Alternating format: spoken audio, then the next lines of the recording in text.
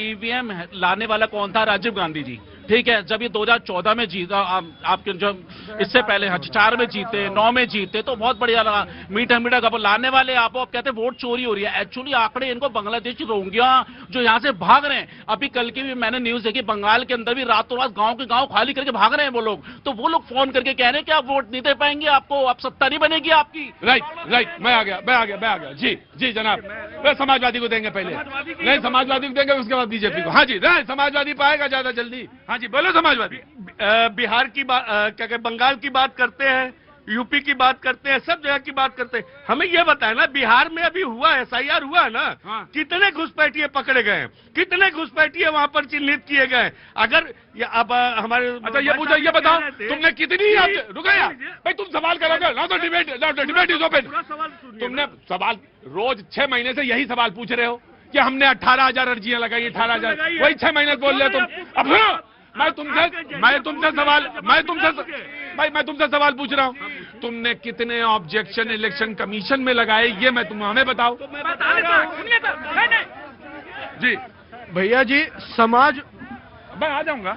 Samajwadi PDA की बात करती है, इनके लिए P4 ये पीड़ित है जनता के द्वारा, D4 दुखी है कि ये सत्ता में आ क्यों नहीं रहे, और A4 आने वाले हैं भी नहीं। तो इनके लिए पीडीए जनता ने ये बना के रखा है। भाई ये ना करो कि आ नहीं सकते। नहीं सर, नहीं आ सकते, क्योंकि इनका नियत और लक्षण वही है। जब 24 में इनको 37 सीट आता है तो जनता इनके साथ है, और देश में 240 सीट अगर हमें आया है तो जनता साथ नहीं है। ये क्या जनता को बेवकूफ समझ के रखा है? जिस तरह खुद की मानसिकता बनाई रखी है गुमराह करने की, वो जनता बेवकूफ है जो 240 सीट चुनकर एनडीए को पुनः वापस से बहुमत में लाके खड़ा कर दिए, वो जनता बेवकूफ। 37 सीट, अरे भाई एनडीए बोला, यही बोलते ना, सुनते देख लीजिए, सुनते नहीं है। मैंने क्या बोला?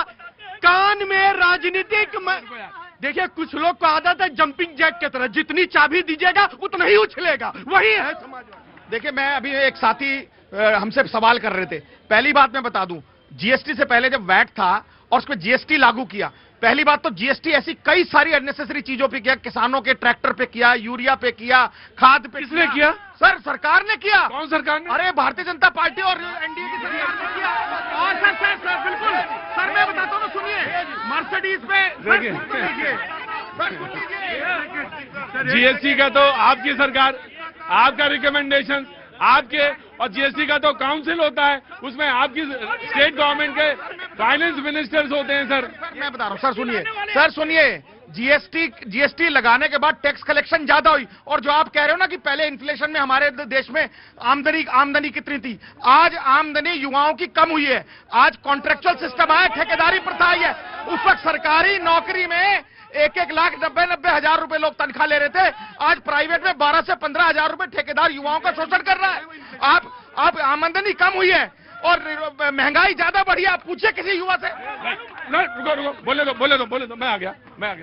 सबसे पहली बात जो है, आमदनी कम कांग्रेस की हो गई है, चिंता इनको अपनी करनी चाहिए, तय है। दूसरी बात मैं आपको कह रहा हूँ, सर ये बार बार कह रहे हैं कि दूध पे क्या दिक्कत का है? खड़े का दिन भर कोर्ट में खड़े रहते हैं, यहाँ भी खड़े हैं आप, बढ़िए। दूध पे टैक्स, यूटेंसिल पे टैक्स, मैं इनसे पूछना चाहता हूं प्री जीएसटी टैक्स क्या था? आप अगर कंपेयर करते हैं साहब, तो 2014 से पहले के टैक्सेशन को और 2014 के बाद के टैक्सेशन को कंपेयर कीजिए कि दूध पे, पेंसिल पे, यूटेंसिल पे और बच्चों की वो पेन, कलम, कॉपी, ऑटोमोबाइल्स, ऑटो पार्ट पे आपके समय टैक्स क्या था? उन सब में प्री जीएसटी टैक्स में आज के डेट में टैक्सेस कम है और जनता को साइड इनकम भी बढ़ा है, जनता को आत्मनिर्भर। करेक्शन हुआ, करेक्शन पे बात है जी। मैं ऑफकोर्स में दे दूंगा आपको जी।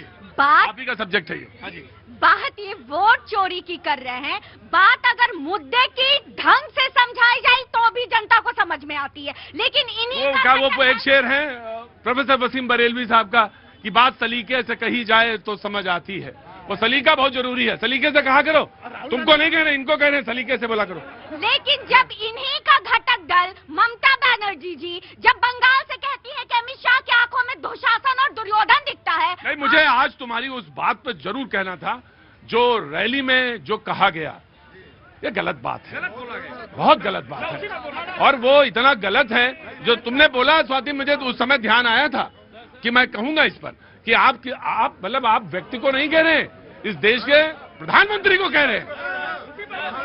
ये गलत बात है, ये बहुत गलत बात है, बहुत गलत बात है। निश्चित तौर से ये शर्मिंदा मार कर है सर। मेरा कहना है जो एक तो हम सनातनी 4 भाई थे, 4 भाई को अरे भाई सीधा सीधे बात करो यार। एकदम सीधा काट करके सुनिए, काट करके रुको मैं इनकी बात सुन लेता हूँ। सर मैं 1 मिनट लूंगा। मैं 1 जुलाई 2017 से पहले भी अकाउंटेंट था। 1 जुलाई 2017 को जीएसटी आई और उसके बाद बंद कर लीजिए ना, क्या बताइए आप पहले अपना ये बंद करिए। मैंने सवाल कर, देखिए मैं पहली बात कह रहा हूं, कांग्रेस देखिए सर, मुश्किल आजकल के समय में ये है कि बोलना कम है, बात कम करनी है, वायरल ज्यादा होना है। सर वायरल के लिए मैं नहीं आता हूं, ये जनता का मंच है, जनता की तरह बात करें साधारण तरह से। अगर कोई मोटिव लेके आएंगे तो बात नहीं बनती है फिर। सर देखिए, जहां तक आपने आक्षेप लगाया हमारे ऊपर कि हमने कल मोदी जी के खिलाफ कुछ बात की, हमारी रैली के मंच से जितने हमारे ऑथराइज लोग थे, मंच से कोई भी मोदी जी के खिलाफ अपशब्द नहीं कहा। बाहर लाखों लोग खड़े हैं, उसमें भारतीय जनता पार्टी का ही कोई कार्यकर्ता अपने आप क्या बोल रहा है, इसके जिम्मेवार हम थोड़ी हो सकते हैं। हमारे मंच से अगर किसी हमारे ऑथराइज नेता ने, किसी प्रवक्ता ने, जिला अध्यक्ष कांग्रेस महिला मोर्चा जयपुर की वो थी, मैं बोलिए तो मंजू मीना, मैं नाम भी बता रही हूँ, अगर मैं गलत हूँ तो कहिए। और अगर मंच की बात कर रहे हैं तो मंच से तो इन्हीं के मंच से तो मोदी जी के माँ को गाली दी गई थी, तो स्वीकारे की तब वो गलत। प्रतीक जी, गाली देने की घटना ये पहली बार नहीं हुई, दूसरी बार हुई है। मंच से बकायदा मंच के ऊपर से मां की गाली दी गई थी मोदी जी को, वो एक अलग विषय है। ये चोरी की बात कर रहे हैं ना, काम चोरी की बात इन्हें नहीं की। कांग्रेस ने तो 70 साल काम चोरी की, उसका खामियाजा आज भुगत रहे हैं और ये भुगतते रहेंगे अगर इन्हें होश नहीं आया। मुझे इतना कहना है, अभी भी वक्त है, होश में आ जाइए और इन जनता को कीजिए। सर हमने काम चोरी की है, IIT बनाए, IIM बनाए, एम्स बनाए, रोड बनाए, बांध बनाए, पुल बनाए, हॉस्पिटल्स बनाए, यूनिवर्सिटी बनाई, ये काम चोरी है। अरे इसरो बनाया, इस देश में सुई नहीं बनती थी, इस देश को एक मॉडर्न और मॉडल देश बनाया। क्या बात कर रहे हैं आप लोग? मोदी जी दिलों की चोरी करते हैं। हाँ जी, कहाँ से आई आप पहले तो बताइए। जयपुर से। जयपुर से, बोलिए। मोदी जी दिलों की चोरी करते हैं, ये कांग्रेस वाले खिसिया गए, इसीलिए सब दिलों की चोरी करते जी। चलो ये क्या करते, उधर चलो, समाजवादी पार्टी के बगल में खड़े हो। ये इन्होंने कहा IIT बनाए, एम्स बनाए। भैया जी अभी ठंडा है, आपको मैं जीन्स पे छोड़ दूं खुले दौर पे। अरे पागल हो गए क्या?